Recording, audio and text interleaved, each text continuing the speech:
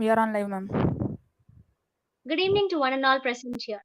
A very hearty welcome to the last day of our 1 week virtual national level FDP on outcome based education. I'm very honored to introduce today's resource person, Dr. T. Jnana Sambandhan.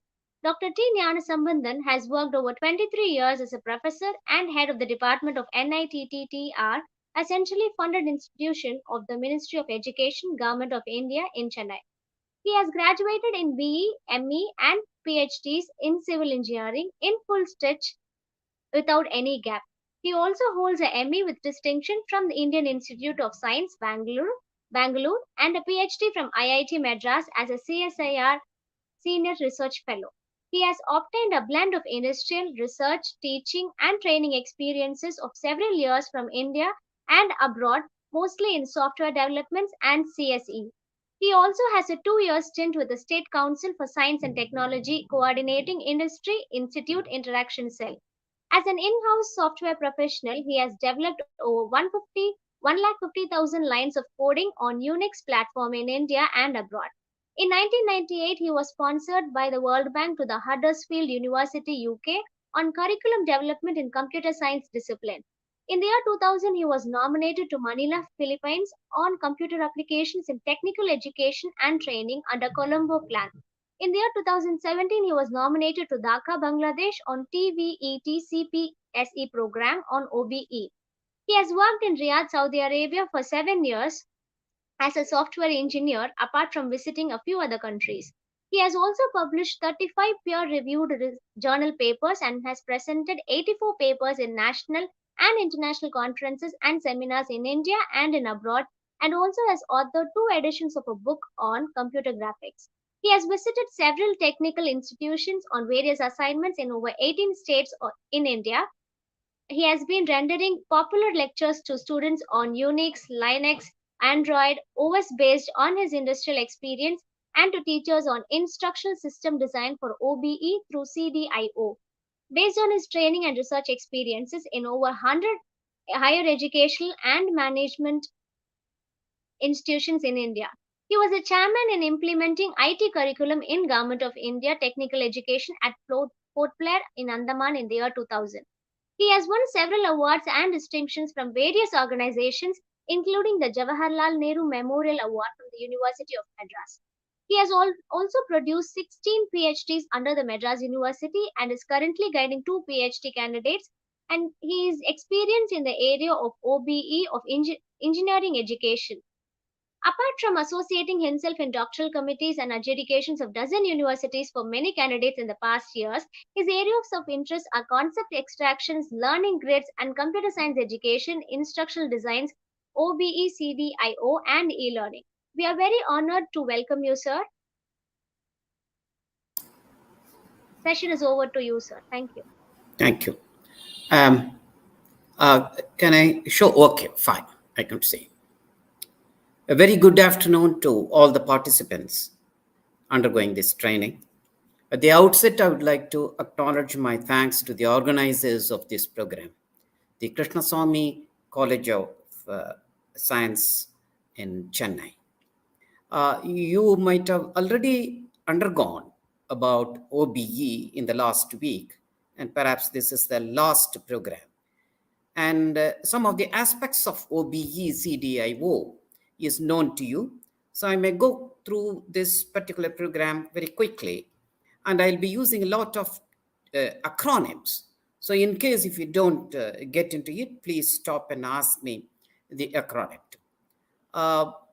In all the aspects, you might have got some information about the OBE, but I will be introducing to you a framework or a template, a model for instructional system, because that is what it is lacking in most of the colleges or universities throughout the world, not only in India. Because in their namesake, these institutions, they write the vision, mission, and the PEO, PO, etc. And they completely ignore the aspects of outcome-based education in the instructional part, and which requires a view which is totally different from the TLE. TLE is what you are following right now. It is the traditional linear examination driven system, which is also known as input output or content based system, which you follow a rigid syllabi for your system. And from there, we will be shifting over to outcome based education, which is contradicting in several aspects of the TLE, contradicting not in all aspects, but most of the aspects. It is comparable with some aspects of the TLE. So, this a teacher must know. So, we will go through, yeah, almost six aspects or topics we'll be dealing with. I hope I can finish it off within 1 hour, 15 minutes or so. We will also have discussions later. Uh, you must know, a teacher must know what is developmental higher education. We are going to talk about higher education, which is different from treating the lower or preliminary education system. So we will come to know what is developmental education system in a little while, and quality is should be maintained, and that is what a sustainable quality in higher education. And an important aspect of OBE is creating knowledge objects. The knowledge objects is an independent entity every teacher must develop according to his or her own students' characteristics. So it involves a lot of features of your students, which is known as learner characteristics. We are not going to talk about this learner characteristics or institutional characteristics and all, which requires almost 15 days program.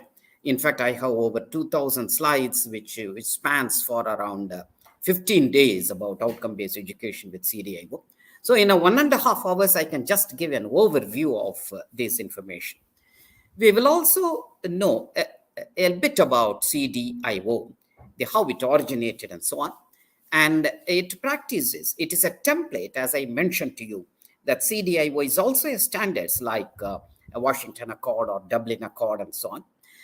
Again, we are not going to deal with the aspects of CDIO at length. How it will help you in creating the instruction for your students according to OBE. Then we will see about one example sample, and then we will conclude this program. Okay, now the first paradigm shift from the TLE to OBE is from studying to learning, or in other words, in the industrial age, which is now over, it has gone. Now we are in the information age. And in the industrial age, the students were sorted out so that they will work for the industries. There, they will be interested in knowing this and that. So the students will be sorted out using testing of the students or examinations. Now the testing examinations have gone. Now it is going to be continuous assessment where the students will be developing in not only knowing about your core, but also developing competencies, that the ability which is imbibed with skill and attitude along with your core. For example, when I mention core, you can take, for example, commerce or economy or physics or engineering, whatever. Apart from that core, the student must develop competencies, which is the skill and attitude which is required in the information age. If you try to provide some information to the students, it will be a waste of time for the student as well as you as teachers, because they can get it from a touch of a button using a mobile phone, what information they want. And please allow them to get the information by themselves. That is the use of information age, and that is the paradigm shift, what we are moving from the TLE to OBE. We will just see a brief note about the CDIO. CDIO is also a standard like the Washington Accord or Dublin Accord or whatever. But these accords, when it came from Washington, for example, they will definitely have their own vested interest. But the CDIO originated using UNESCO's 4 pillars of learning. And this originated from an educational institution known as MIT, United States. Now, this adapts OBE, outcome based education, which is different from the traditional learning process. It is moving from teacher led process to a learner centric approach. The teacher led and learner centric doesn't mean that the learners themselves learn and the teachers led as teachers are teaching. It is not only that. There is a world of a difference between learner centric and teacher centric, and a teacher must gain experience in knowing this. Broad goals. We are moving from a disciplinary approach. For example, in commerce, you will have certain topics and you are going to teach to your students about those topics. Now, no longer the students require the information or topics. If you give a topic, they can get it from 108 or 1000 sites about the latest information about the commerce or some topics in commerce. The same thing with other disciplines also. So now, when the students are interested in seeing a broader look or a bigger picture about a particular topic in commerce, which is invariably transdisciplinary in nature, even in engineering, the engineer must look at the society apart from other aspects like other disciplines and so on. So from disciplinary approach, a teacher must go to a cross-disciplinary approach, then multidisciplinary approach, then interdisciplinary, and finally it is transdisciplinary, what the society requires. That is a holistic approach. And then teach for mastery from examination driven. Believe it or not, those testing and examinations, all those things are gone. That doesn't mean that test is completely removed. It will play a very small role in the future. Maybe 5% to 10%, a teacher might conduct a test or examination. 90% it will be continuous formative assessment, whether the student is developing in competencies only, not only in the core, because you're going to play a lower role in delivering the core aspects, for example, in commerce or economy, because the information is available so much. So in another 2 years' time, the information will be so much in the net. So no need to concentrate to get the rote information. But for example, a concept in your own subject area, if the students would like to know, then it requires a teacher from the classroom. And that is the philosophy of outcome-based education. And the time-bound system is completely gone. We were bothering about qualifications only. Now, the future, the qualifications again will vanish. Instead of that, competencies would come. The qualifications again doesn't mean that it is totally removed. Qualifications also will remain there, but it's going to play a very small role. In 1 year, a student might leave taking a certificate, or for 2 years, he might get a diploma and go, or from 3 years, one degree, or 4 years, he can get a degree to go further for research and so on. And 2 degrees simultaneously, he can do so. And the vertical credit system will be vertically aligned, so that after getting a particular credit from the student, and the student might go to some other discipline, maybe from engineering, he may go to arts, or from music, and so on. Particularly in the humanities, will enter into engineering and other areas. So it is going to be transdisciplinary in nature. So it will be very flexible for the students to attain qualifications and particularly the competencies. And when you design your program, your curriculum or syllabus, it is going to be dynamic in nature. It is unlike the previous time. There is a fixed curriculum designed by a university, and the syllabus also is fixed by a committee from a university. All those things will vanish. In the sense, it will be given to teacher and students are going to enjoy full freedom.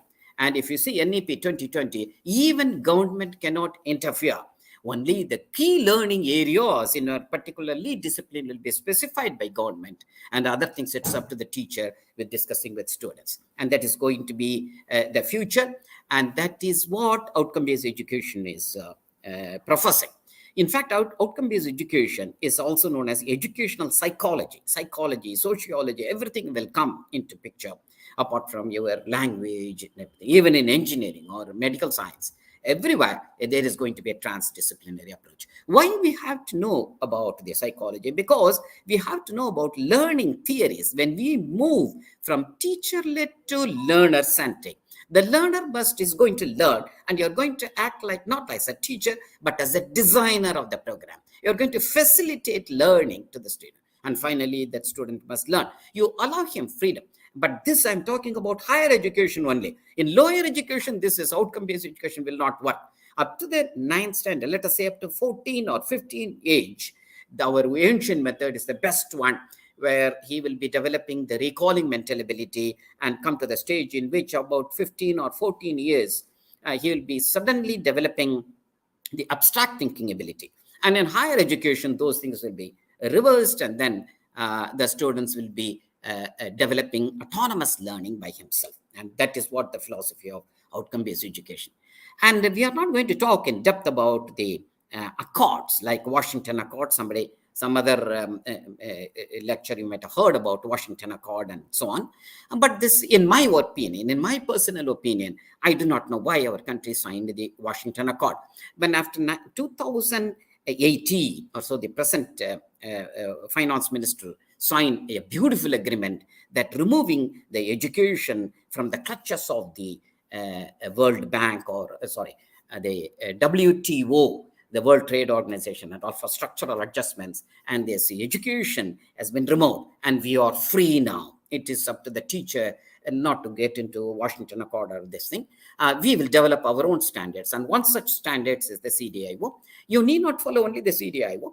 It could be similar standards, but it gives a framework for instructions.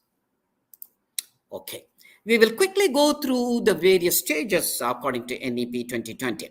The first one, the two things are childhood, and the characteristics is joy of learning. You allow the students to develop a joy for learning. And there are two systems here. And then we go to boyhood or girlhood, the second stage, up to the 14 level, in which the various aspects of outcomes, the real learning outcomes, or admire employability oriented occupation in the future. Because the future, the present day Gen Zs are going to face the world of work.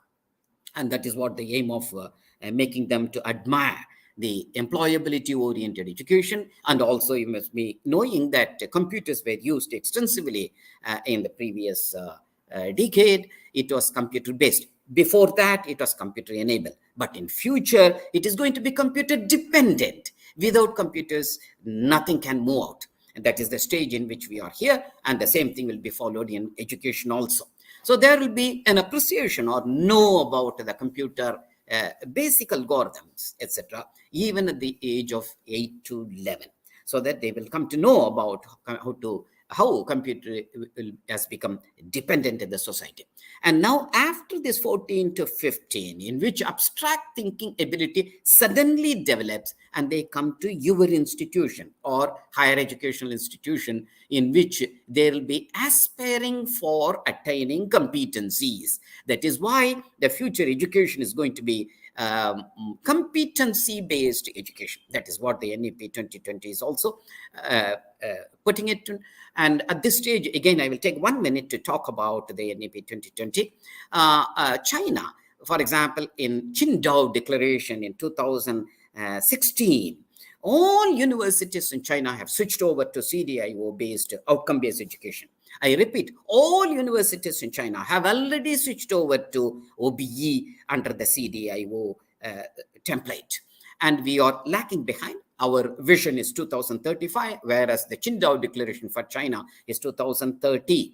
We are lacking, doesn't matter. But even still, we are lacking. We have to get into that, to switch over to outcome-based education. Even Africa, the Nairobi Declaration in 2018, with the vision for Africa in 2035. Africa, what we need in 2053. That is the background of this NEP 2020. So it is up to the teachers to move to, as early as possible, to outcome-based education. Okay, we will just see the basic difference between the traditional linear examination-driven syllabus-oriented content-based input-output system. which will vanish in the near future. You start with an entry level qualification, maybe +2. Then you give a degree at the terminal level qualification, maybe BCom. What is going on in between in the 3-year course? You just teach the content which has been designed as a syllabus by a university or some other body. You just specify with an objective. Objective is for long-term goal. That is what fixed by a teacher. But student, is he going to attain that? If you ask a student, no, I am not going to attain that. I have not attained that. It is up to the teacher. You only specify the objective and you take in a linear fashion. Everything in the universe is non-linear, and the future of outcome-based education is going to be a 3-dimensional curve. What you are seeing here, it is a complex system. But anyway, I'm going to give only an overview that, so don't bother about that. On one axis, you have whom to teach. The students in, let us say, Krishnasamy College for Women will have certain characteristics. If you take IIT Madras, which will have a slightly different characteristics of the student. If you take another institution, which will have a different characteristics of the students, the current characteristics and institutional characteristics, which will differ from institution to institution. So you must understand to whom you're going to teach and why do you want to teach. It is not teaching, it is developing their competencies along with your core, maybe in economics or your commerce. So you must consult these characteristics first, very essential, and simultaneously go to the next one, design your knowledge structure. The knowledge structure is a schemata of how you are going to instruct your students according to some standards, let us say CDIO, which gives you standards as well as a template for taking your students in an instruction. And you must design cognitive structure. Cognitive structure is the logical way of instructing your student at various stages. Within a short time, maybe within 15 minutes, you're going to give him a concept and you're not going to give rote information at all. The rote information is taken and studied by themselves. You allow them to go through the rote information. He can use a mobile phone or a laptop, whatever it may be. He can refer to some books. Don't specify in a textbook and things like that. All those things have gone. Now there is a trade books are coming which specifies about the knowledge structure in which you are going to facilitate learning to the students. And finally, the student should learn by himself. And if the horse is 30, you can take the horse to the pond. Who has to drink water? You cannot drink water, so you cannot learn for him. This is the basic philosophy of CDIO and OBE. So you design your knowledge structure according to some standards you take and simultaneously decide about your instructions and also assessment. Instructions and assessments are two sides of the same coin. You cannot take away assessment from instruction or instruction from assessment. They go together always, and the students will be learning. So learning, instructions, assessment, always mixed together, and you are taking him, the students. So one concept, if you have designed like that, again go through the next concept, etc. And it is going to be in a non-linear fashion. And finally, you're going to take the current learner characteristic to the aspiring learner characteristics that is specified as graduate attributes in your PEO or PO or whatever standards you are going to take, you're going to take him. So naturally, it is not only the core. In fact, core is going to play a lower role, and you are going to develop him in the competencies. This is the idea of the instructional processes of the CDIO's scaffolding. Scaffolding is supporting the students in developing. So you are going to act like a support. Developmental education process increases awareness, in the rapidly changing information age. And you must develop for local, because India first, if you say NEP 2020, India first is the first one, and also which is defined in your works and goal of your institutions. Let us say Krishnasamy institution, you are going to define your goal and work, and that will be defined in the terms of vision, mission, and so on. And a particular program, you're going to define in the PEO. All these things you have already undergone. So this is the idea of developmental education. Any questions so far in the developmental education? Now we are going to move to the next topic, sustainable quality. Any questions? Am I? Are we going in the right direction? Because I can't see how many participants. Uh, Anybody who can say that yes, you are listening? Any feedback? No feedback, or am I not audible to you? Am I audible? So, so you can continue the section, sir. We'll have the question answer section at the last, sir. Okay, okay, okay. Anyway, listening is not there according to OBE. It is learning is there, instructions is there, not information giving. Okay, we will go to the quality.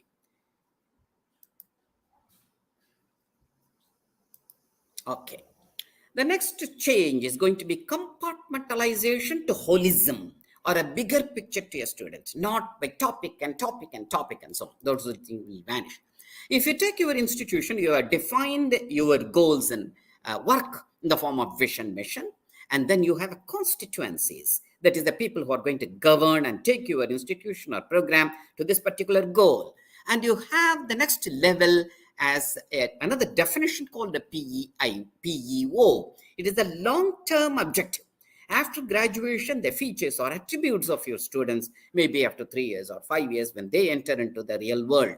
And this will be a definition which is also consulted through an external body for POs. POs or program outcomes, it is not outcome in the real sense.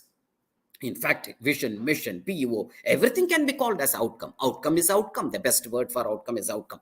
Actually speaking, PO and CO, even the course outcome is not outcome. They are statements describing the learning outcome already attained by students. I repeat, PO, CO are statements describing the learning outcome, which are all the real outcomes already attained by the students. That is what you are going to attain. So you must go to reverse engineering to ascertain whether the students are attaining the learning outcome, and delivery is bottom up. Design is top down. That is the idea. So all these things are different compartments. The compartments cannot be treated in isolation. So all these things must be integrated together to maintain quality. And that is why accreditation bodies and are all coming. And how to integrate? If you look at the definition of quality, it should be thematic in the real sense.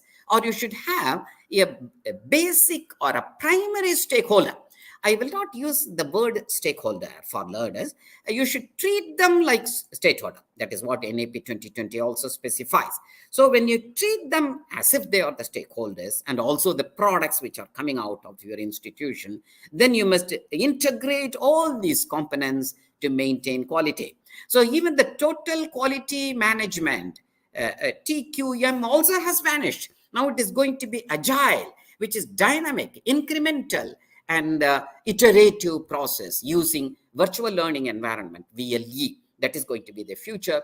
So even if your management also has gone from TQM to agile. Okay. Holism is integration of cognitive intelligence. That is how he is going to use his brain, how he is going to think, the thinking process, how to the awareness of thinking is going to be another domain, which is called the metacognitive domain. We will see a little about that in a later slides. But along with cognitive, you are going to use metacognition and emotional intelligence for awareness of self and also awareness of learning, which is the metacognition. So naturally, the holism involves integration of these components like social intelligence, spiritual intelligence, which is not there in the Western world. And now it is new term, but it was always there with us in India. Okay. Any questions so far? We'll move to the next one. Knowledge objects. What time I have to finish? Okay. 5 o'clock, huh? Yes, sir. 5. Okay, I'll try to finish. Knowledge object is an entity which uses, I'm sorry. Oh.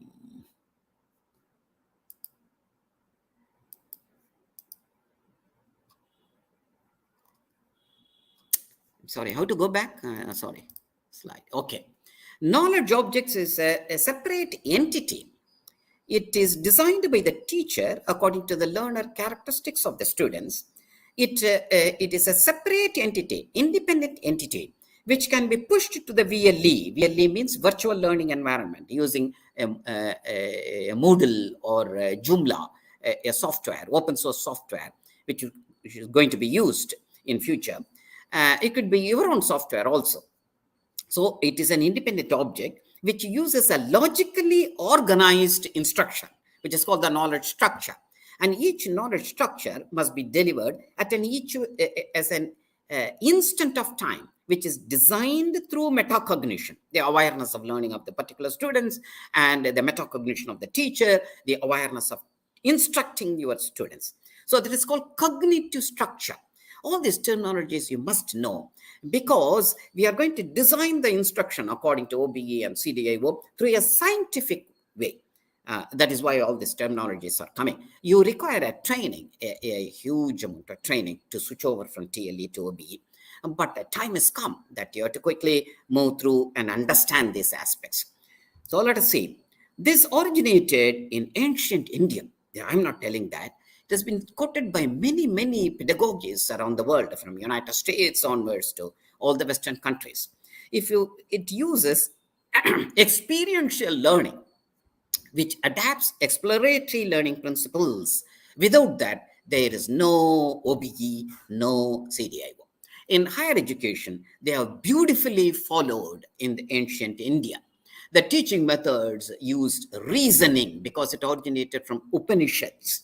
This was pointed out by the latest pedagogies, because it uses the reasoning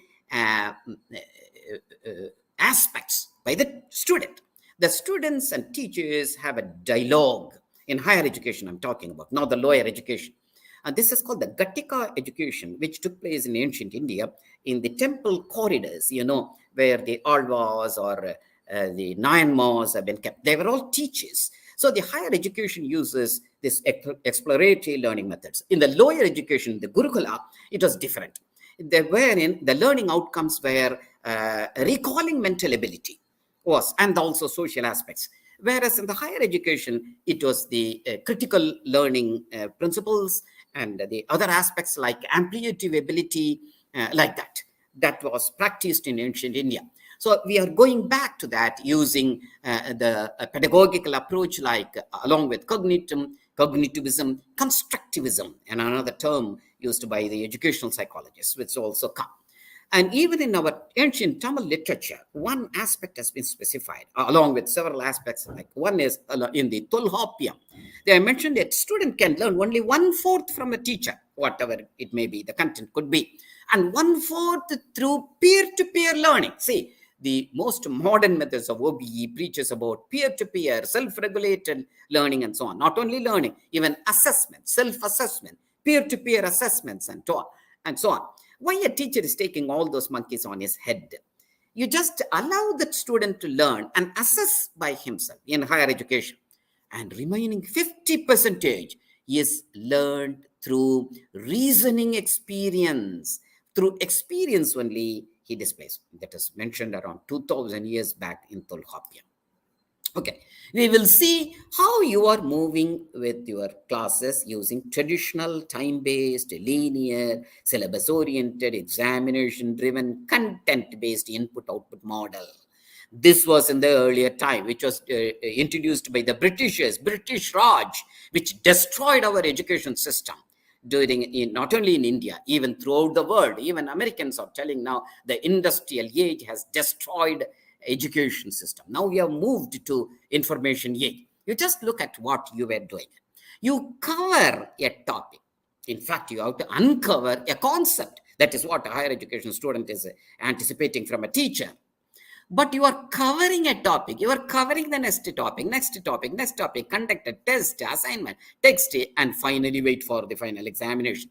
Then you move to the next unit. Cover, conduct a test, cover the next topic, wait for the final examination. Move, unit 3, blah, blah, blah, blah, blah, blah, blah. You finally finish off.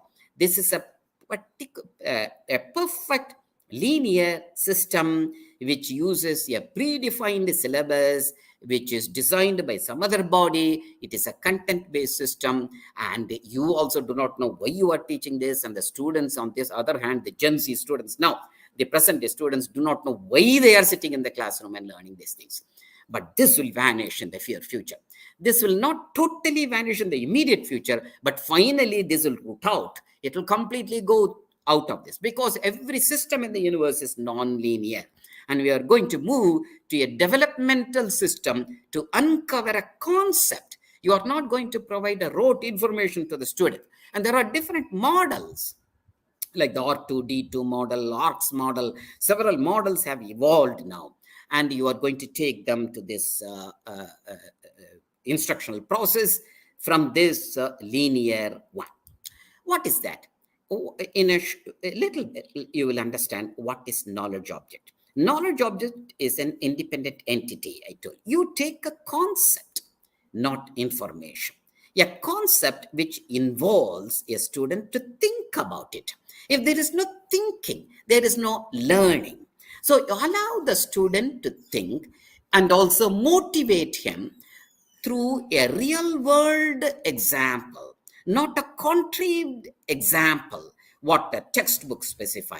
You go to a strategically aligned organization which has got a MOU with your institution. You get the real world problem from them, and you take, then motivate the student. If the concept is going to be very simple one, which uses a knowledge dimension, such as a procedural knowledge dimension, then you can push it to VLE or virtual learning environment. If the concept is going to be conceptual, which brings out different answers to a particular problem, you understand?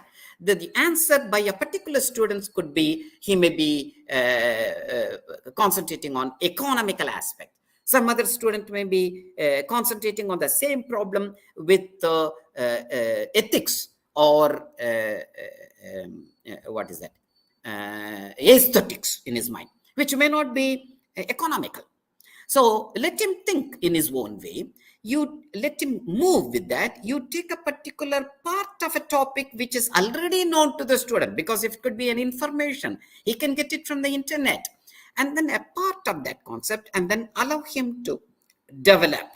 You simultaneously take from another topic from another discipline, another program, or another real world example, or the same, some other course in your program, which is, he can get a rote information, or some information he can already get, or a concept which has already he has learned.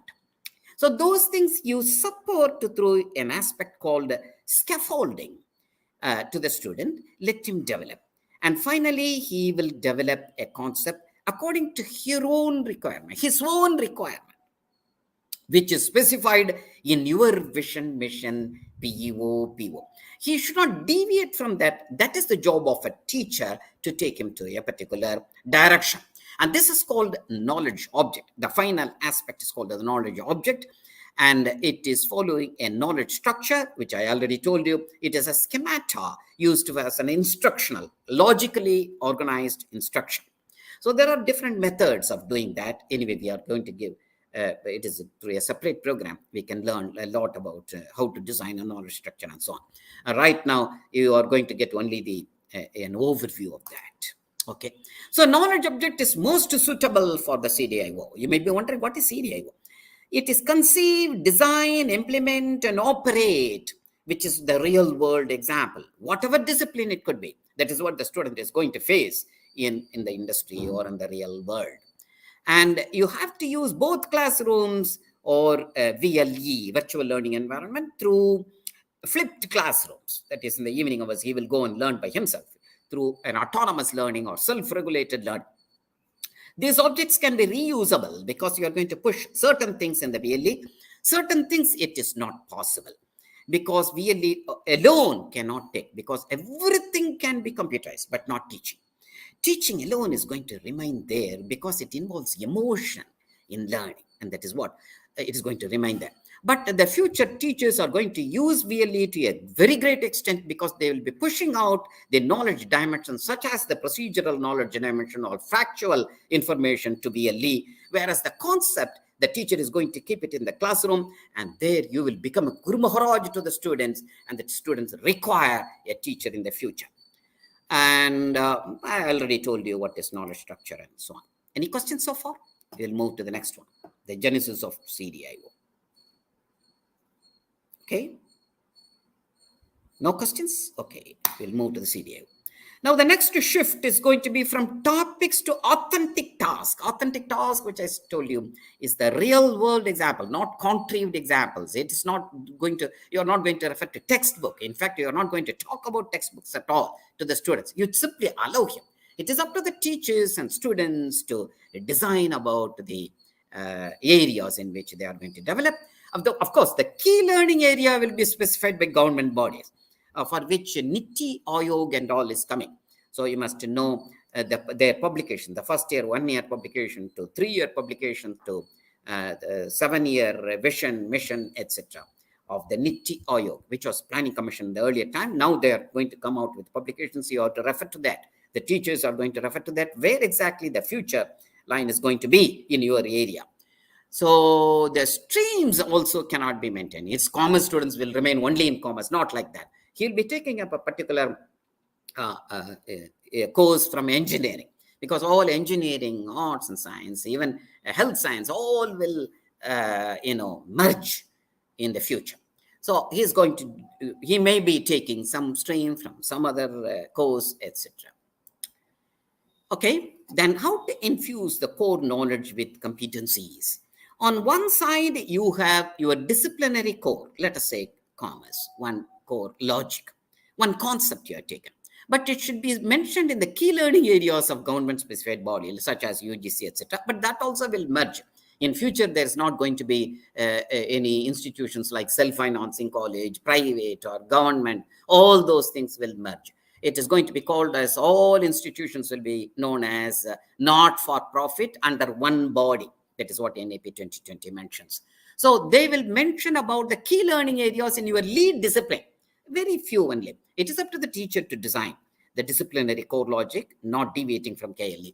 He'll be using some of the basic scientific theories like mathematical theories, or scientific theories like physics, commerce, etc., etc. It is called core basis. So the core logic, core basis with disciplinary knowledge alone, the long-term mission of your institution or program, that is the job of your institutionalized education. Don't go to the industry immediately. The students will get by themselves the skill required, which is the contemporary core logic, which will be keep on changing. For example, in your discipline may not change in a 5-year time, but the contemporary core logic may be changing once in 6 months' time. So when you merge both together, then you have to keep on changing your syllabi in 6 months, in 3 months, etc., which is not practically possible. So you allow the students to come out with the CCL through his own contacts with the industry. Sir. He will love to do it. Thereby, he will be developing the skill required, which is locally defined. Now, this will enable the skill, and along with your core competency, core knowledge is going to form the core competency. So the competency is core plus skill. And along with that, the attitudinal aspects in the form of interpersonal and intrapersonal abilities, which the students must develop in your institution within a span of 2 years or 3 years or 4 years, he will be developing. And that has been specified very clearly in your institution's vision mission, which is known as the goals and work as per the NAP 2020.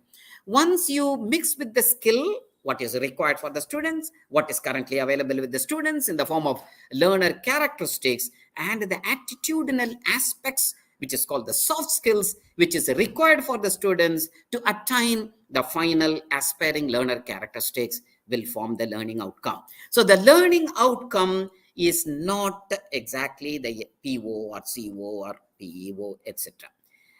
It is actually the exact outcome the students will be attaining.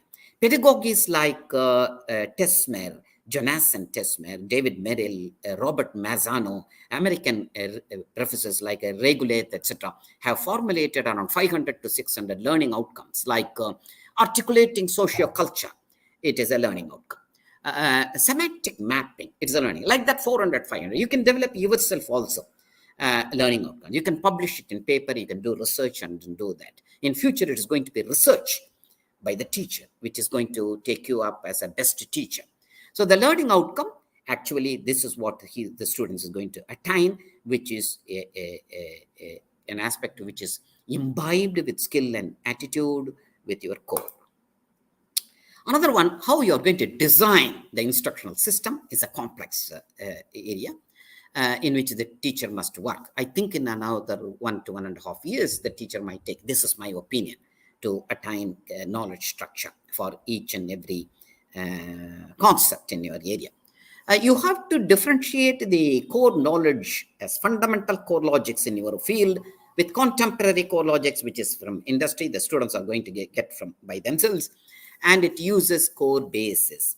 Now, you also taken some aspects of the key learning areas from government bodies, and you are going to design the knowledge structure, which is logically arranged or organized instructional aspects.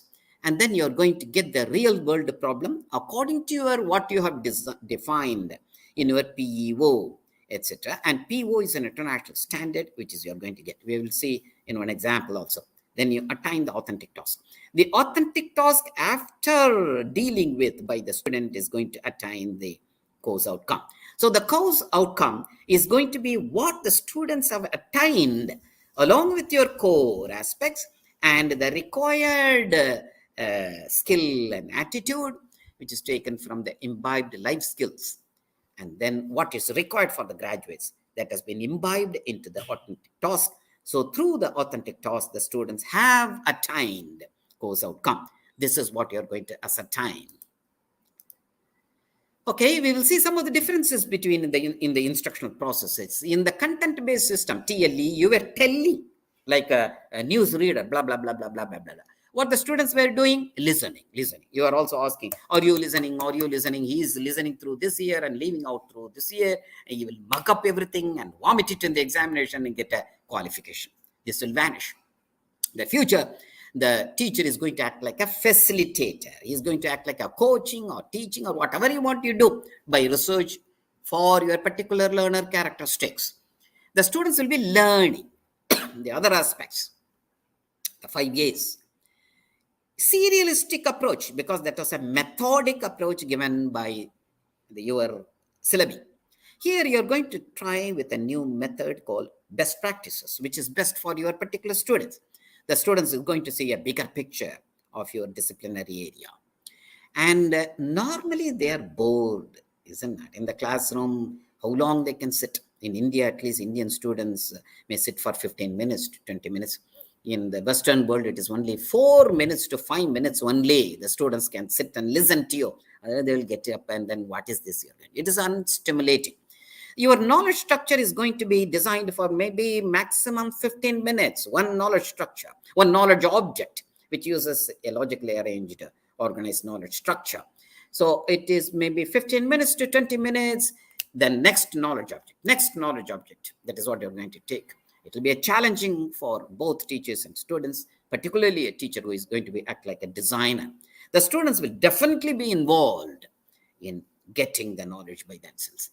In the TLE, you have imparted information, perhaps old information. These fellows have gathered information and they are going to throw it out and they are going to refer to a Google search or Yahoo search using a mobile phone, and they are going to get 108 times more information than what you have given.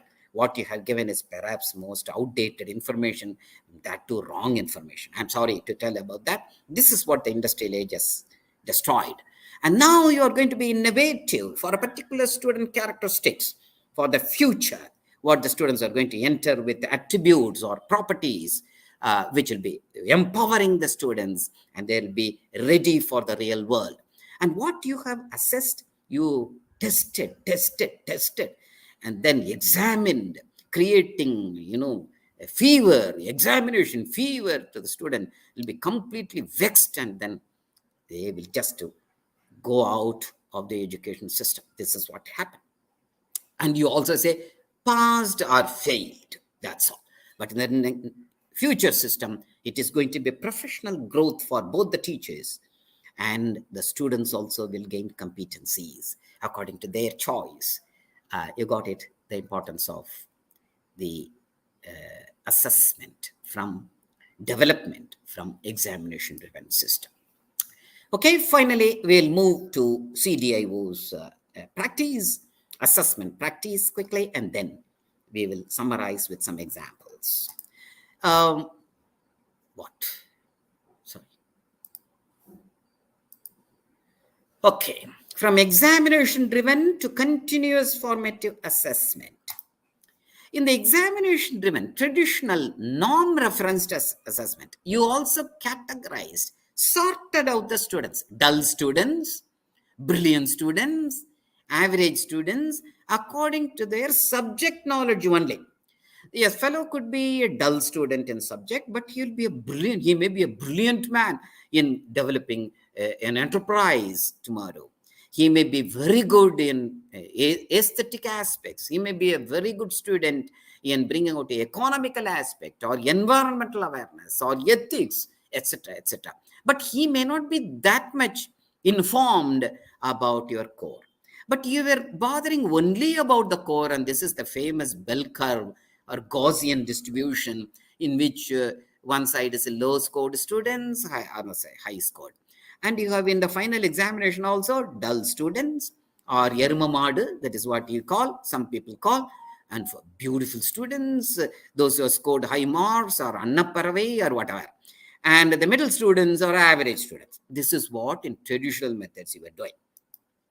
In the criterion-based OBE, it is a non-linear developmental approach, unlike the linear system, in which the students will be developing in various competencies imbibed with your core. It is not the information you are going to get. Information, they can get it by themselves.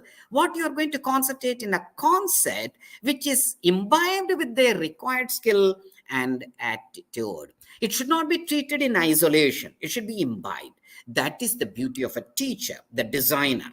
So each competencies, when you put, and what is the average one? Not in core alone. It will be in different competencies. So this will be recorded in the competency bank. It will be credited for students in a central body by the government. So he doesn't require what information you are going to provide. If he is not going to get what competency is going to require, he is going to leave you. That's what. So it is a success story is up to the teacher. Whether he will be successful or not depends upon that whether he is developing the student.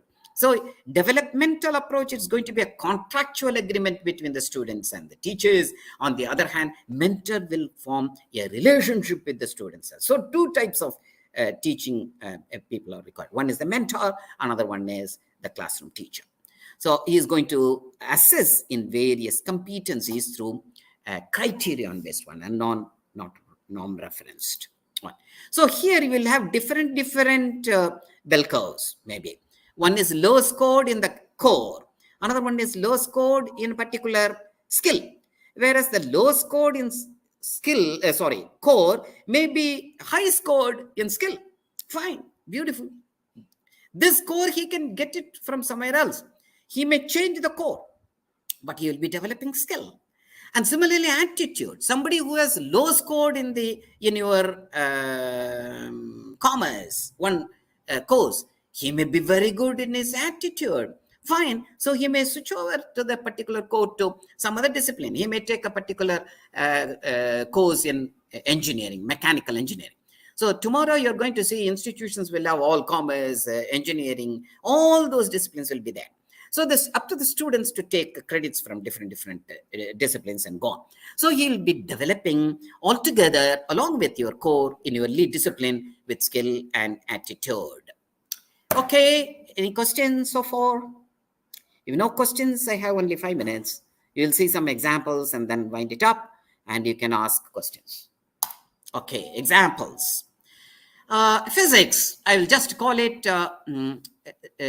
electrical energy is the only due to physics. So physics forms a very important area because yours is basically an arts and science college, which I presume. So I have taken an example.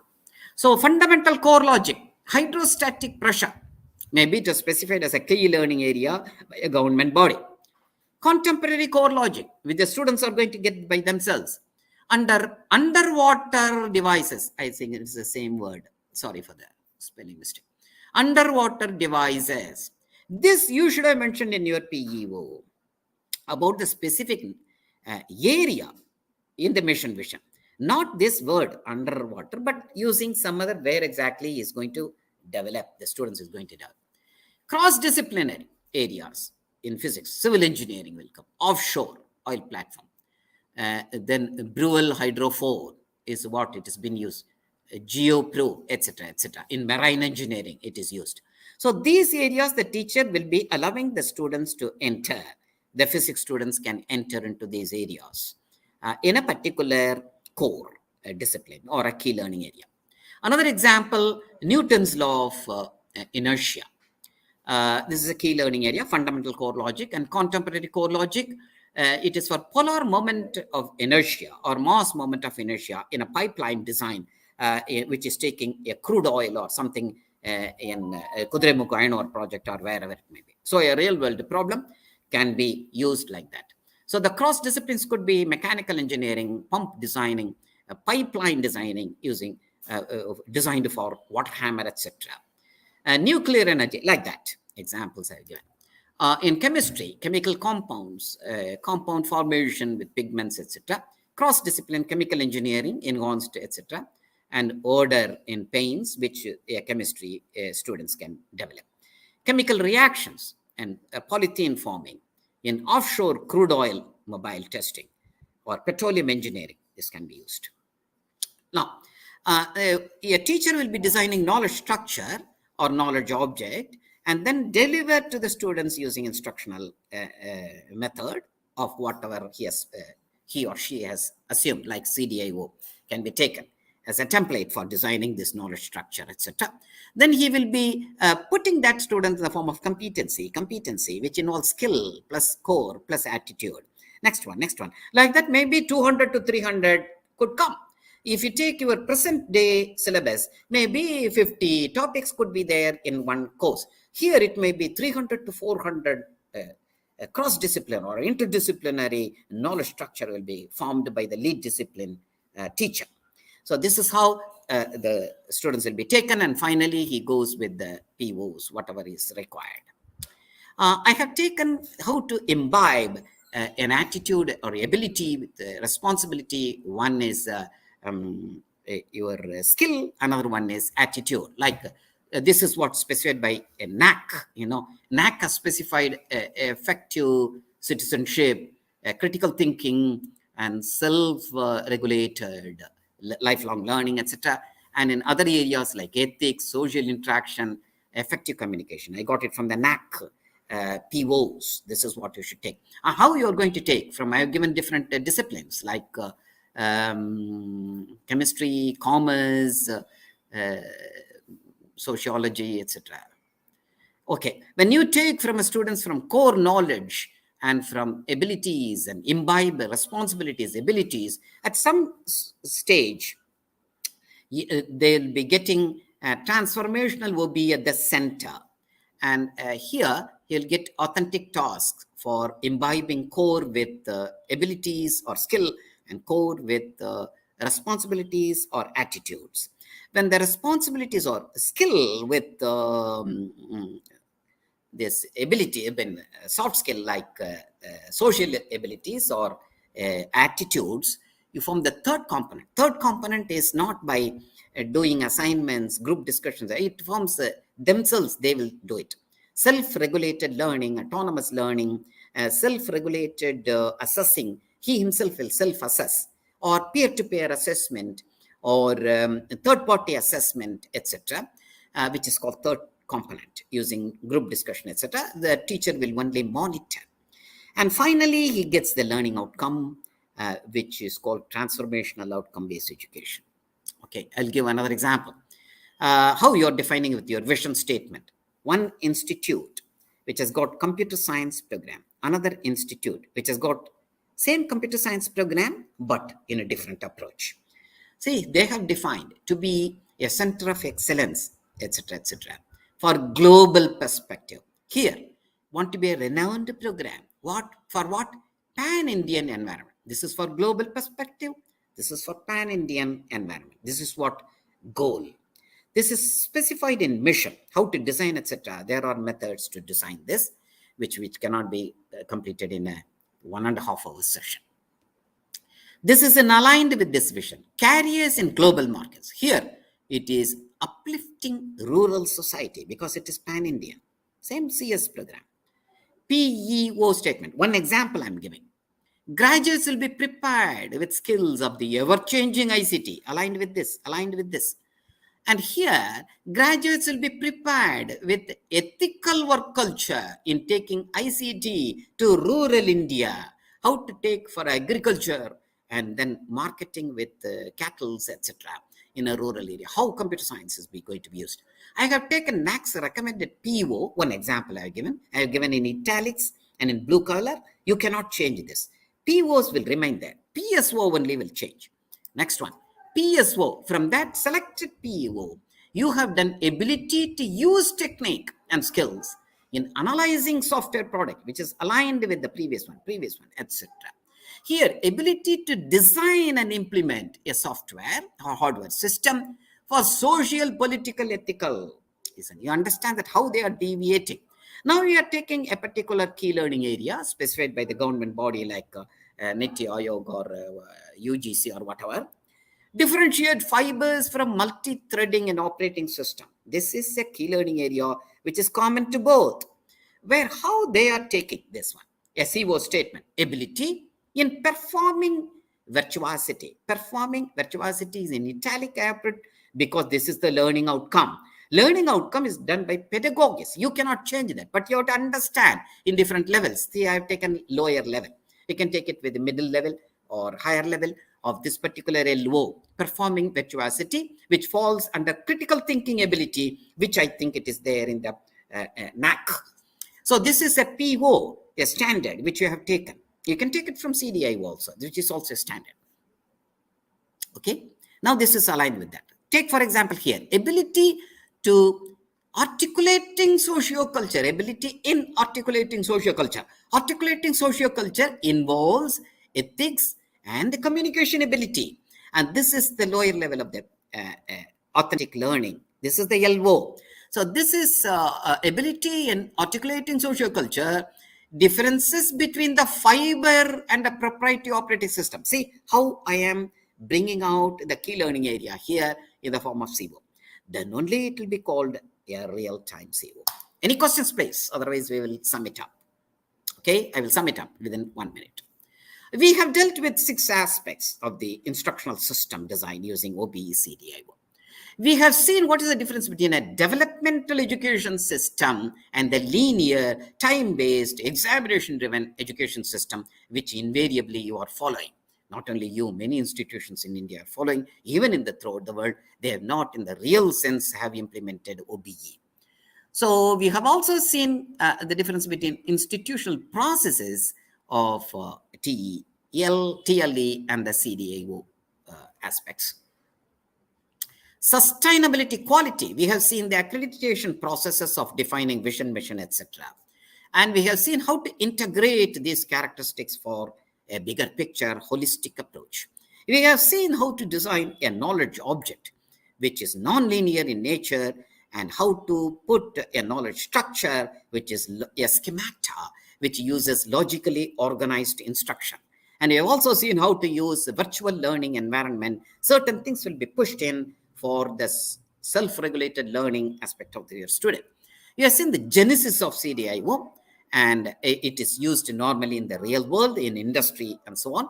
How the skill and attitude, along with your core, fundamental core, etc., are imbibed.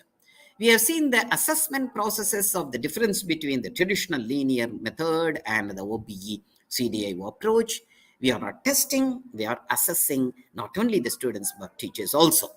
And measuring the competency is not only the core. We have finally seen one example in a computer science area in 2 different institutions developed according to their independent goals and work. I will end up my lecture with a statement by Charles Darwin. It is not the strongest of the species who survive, not the most intelligent one, neither the strongest nor the intelligent one. Who survived? The ones which adapted for changes. So a time has come. All teachers, this is a high time to change from the TLE to OBE. Thank you very much. And if any questions raised, I am pleased to answer your question. I'm sorry I have to use a lot of acronyms to go through because I have to cut short at 2,000 slides, which will be taking you for 2 weeks program into 1.5 hours program. I'm sorry about it. If any case, any questions arise, I'm ready to answer your question. Yes, please. How to quit that? Yes, please. Any reaction? I think I have completed within the stipulated time. Anybody listening to my lecture? Hello? No questions? No participant? I'm sorry because I'm not getting any input from you. How many participants are there? I'm not saying anything. Any participant? So participants are watching through YouTube. Yeah, well, thank you. At least I was able to listen. I'm sorry because I have to give out a theory called outcome-based educational philosophy and educational psychology, in fact, with the CDIO template. So I must cut short into this one for instruction. Because other aspects you have already gone through about the aspects, the various aspects of outcome-based education. And this is going to be the future. India is already lacking behind. As I told you, China has already moved on. Even Africa is going through. All the Western countries have already gone.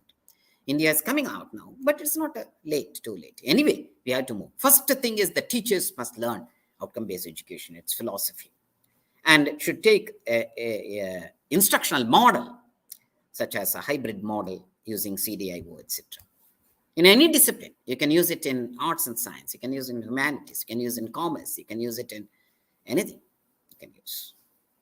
Yes, please. Any questions? Any questions, please? Any reaction?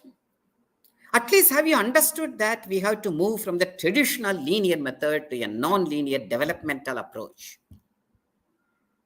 At least do you think that it differs? It differs from traditional linear to something else. Yes. How many teachers are in the program now attending? Because I'm not saying anything. How many number of teacher participants? Yes, please. The coordinator could say how many are attending. Now gone. Eh? Yes, please. Can I wind up? Sir, the comments are visible on your screen, sir. How to go through that? Chat box. Eh? What is that? Sir, it will be visible on your screen, sir. Oh, nothing is coming. So no comment. Sir. So participants are commenting that it is very useful and informative, sir. Okay.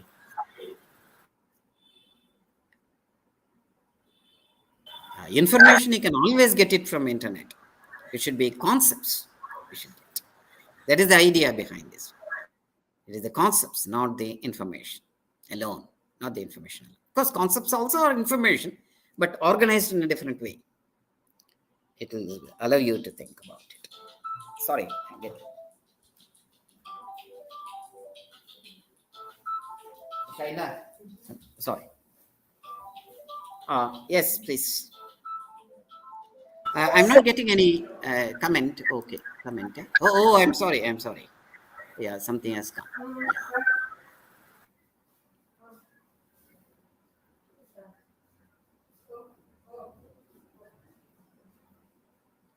Yeah. Any specific question?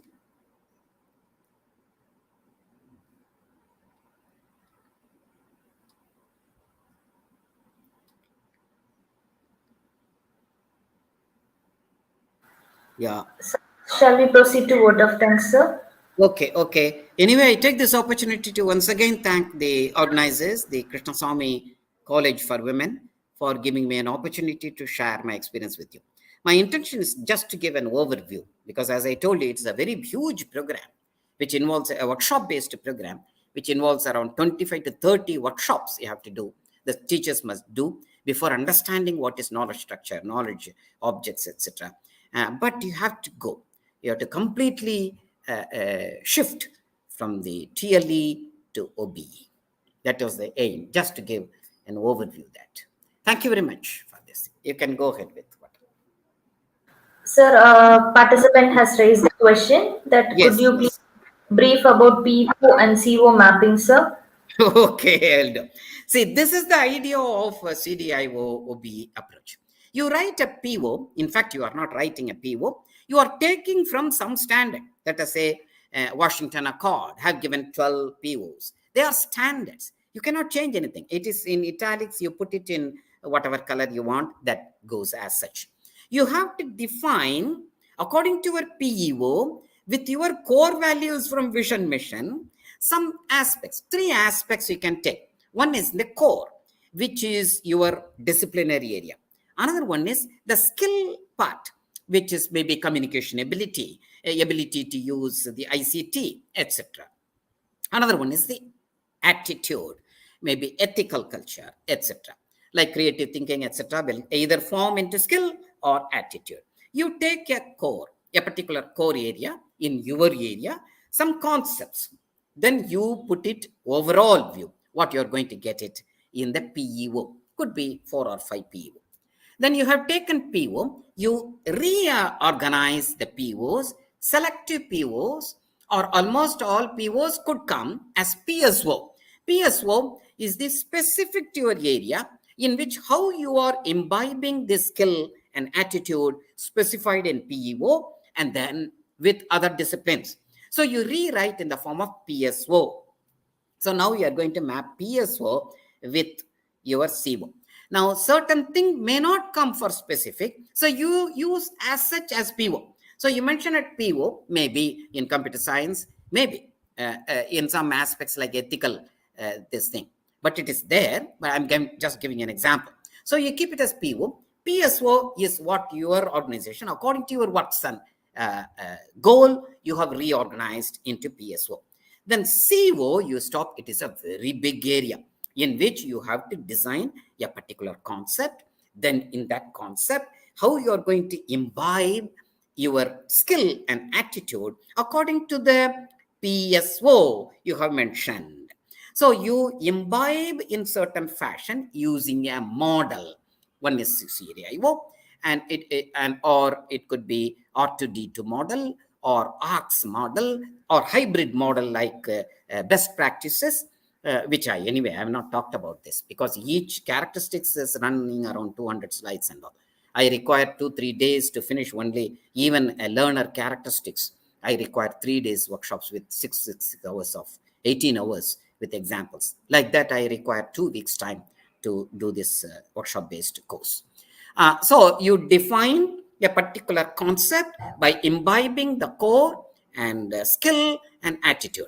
Even the core, you have to differentiate between fundamental core logics and the contemporary core logics. Otherwise, your syllabus will become ever increasing.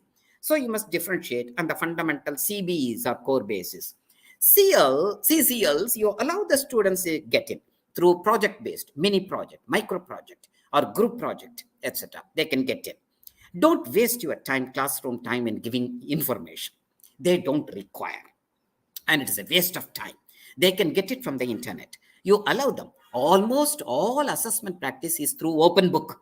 There is nothing like closed book and what are you doing? What are you doing? Nothing like that. Mostly 95% will be open book, open discussion. Let them go and define a project or something like that and bring it. So when they do it, you are facilitating through a knowledge object with some through a knowledge structure in which the skill and attitude specified in the PSO is being learned by the student. Once it is assessed, you specify as CO. The CO is ability in articulating socio-culture in a particular area of your commerce or economy or whatever it may be. Now you can easily map. You can go to that PO and find out ethics is there, critical thinking ability is there. In this particular CO, critical thinking is matching, communication is matching, because you have imbibed and the students have learned, you have assessed. This is how you have to do it. It is not a simple task to design. It is huge. Maybe in 1 to 1.5 years time, you can develop in one course. I think so, in my opinion. It is not possible otherwise. Nobody is doing actually. They are simply writing some one topic which was followed in TLO. Believe it or not, they write PO. They copy PO. They simply write something CO. They have written somewhere, copying from here and there PO. And vision, mission, without even thinking about the core values of an institution, they write. That's all. They forget about everything, go back to the old system, and then teach the student one topic, another topic, which is not outcome-based at all. I don't think they have gained simply by mentioning CO. The students have gained outcome. Okay. I think I have answered something, even though I'm sorry it could be negative, but it is not. It is the reality. So there's one more question. What are the tools available to support our adoption of CDIO in engineering? Yeah, in engineering, you have to do research in engineering or any field using CDIO. CDIO itself, there is a lot of publications are there. Version 2 till have come. This is also a standard like Washington Accord, but it gives rationale and evidence as the route through to attain that. In fact, it takes a lot of time to explain about the CDIO concept. In just a few minutes, it's not possible. It is possible to work, to do with CDIO in engineering. It is possible. We have done. But direct ready-made tools are not available. You have to do for your learner characteristics. What students are coming? What is the aspiring characteristics mentioned in your works and goal? Like what NEP specifies, your vision, mission. Accordingly, it will change. I showed 2 examples of computer science. One institution A and B completely changed. The route is different. So you must do for everything, you have to do a research. And CDIO is a framework, a template. There is no tool available to design this. As a teacher, you must learn this and then write down that. You will become unique. You will become a specialist teacher. They want you. Computers cannot take over these things. Computer can give only information. Yes. Any other question?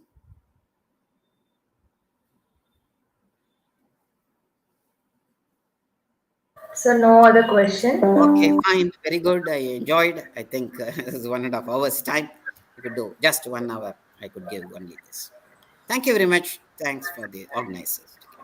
Yes, sir. So shall I proceed with vote of thanks, sir? Sure. You can go. Good evening, everyone. Any action is incomplete without sense of gratitude. Hence, I'm very humbled and honored to be the one to give vote of thanks for this session. I, on behalf of Department of BCom Accounting and Finance and BCom Corporate Secretaryship, extend a hearty vote of thanks to the guest speaker, Dr. Jnana Sambandam, sir, for gracefully accepting our invitation to share your wisdom, sir. I would like to convey heartfelt thanks to our management members, our Dean Dr. R. Revati, and our Principal Dr. Anita Rajendran, who always encourages us to reach higher standards. I also thank all the participants for taking part in the program. I would like to extend my sincere gratitude to my fellow colleagues who helped in the proceeding of this program. Once again, I thank everyone for having made this program productive and successful. Thank you, sir, and thank you to all the participants. Thank you.